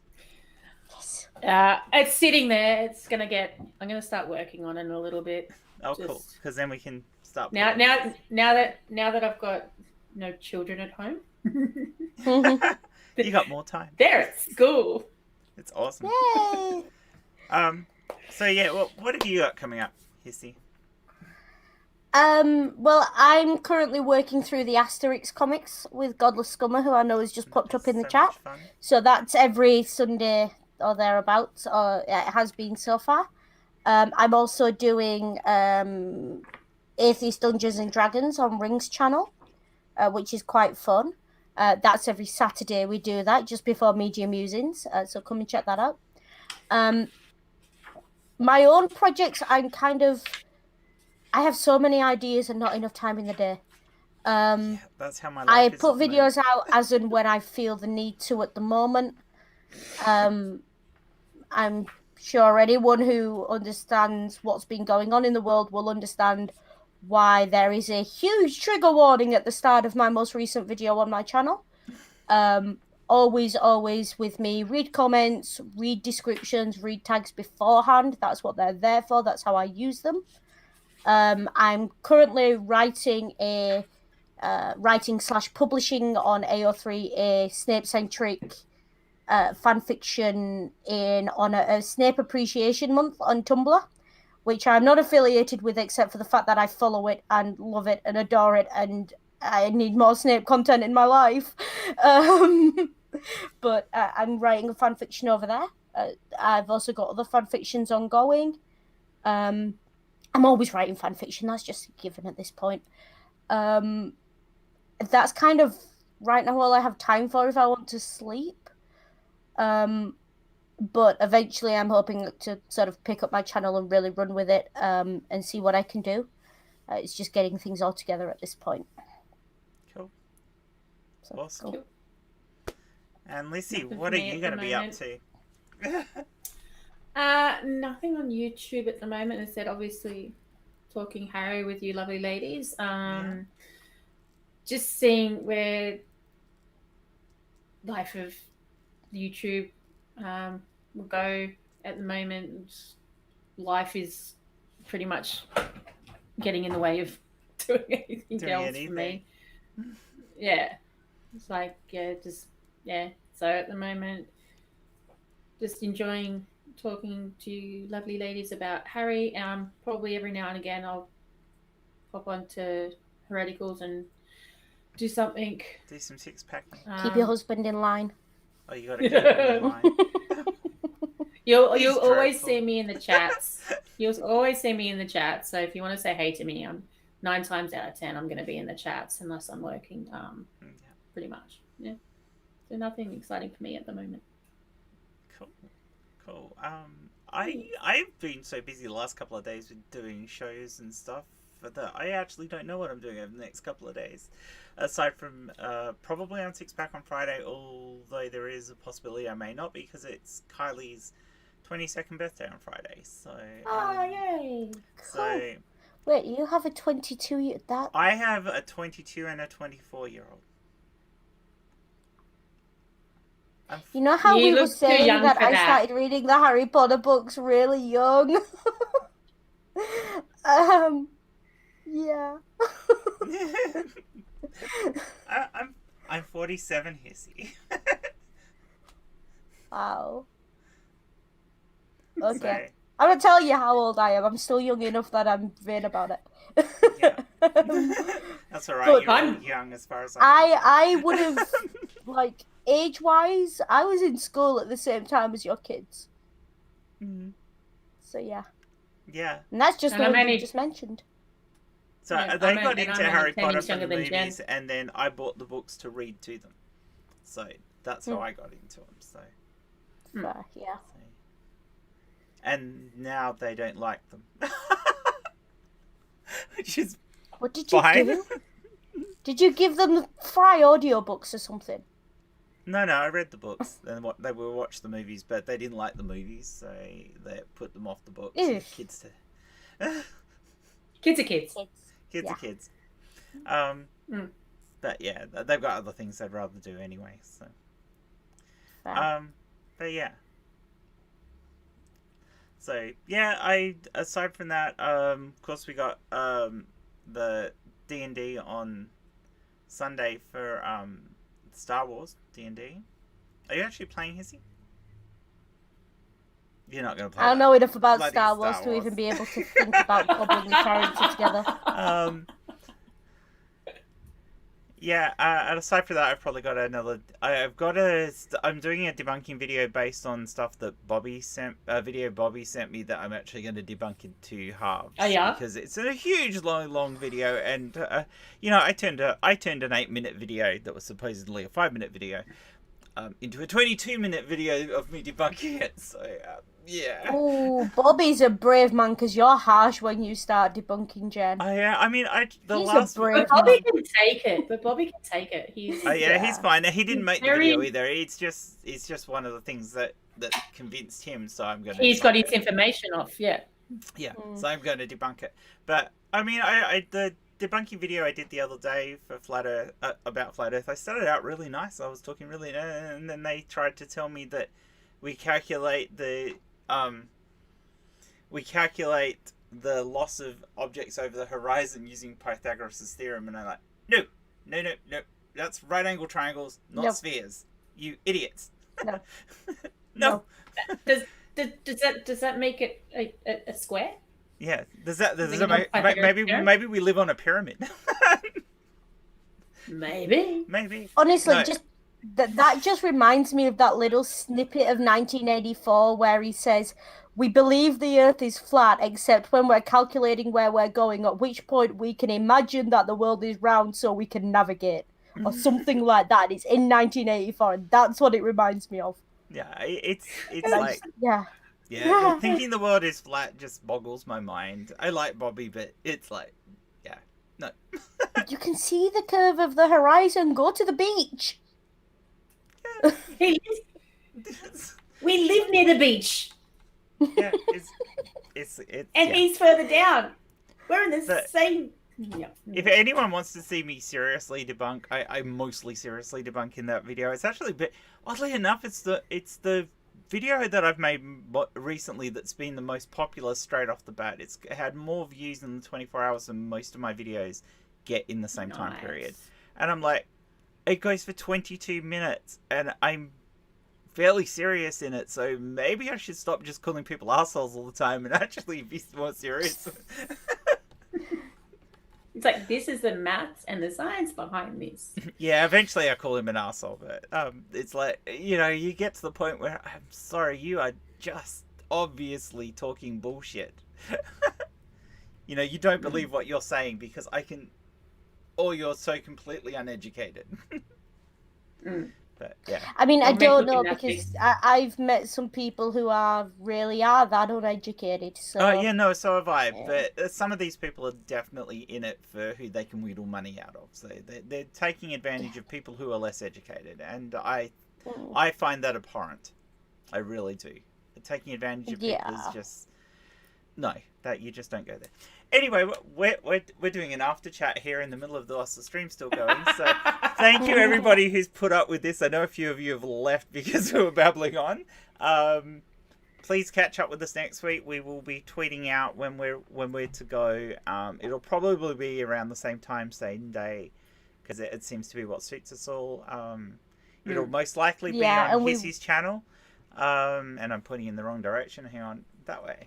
It'll probably be on Hissy's channel. that way. Yeah. That way. That way.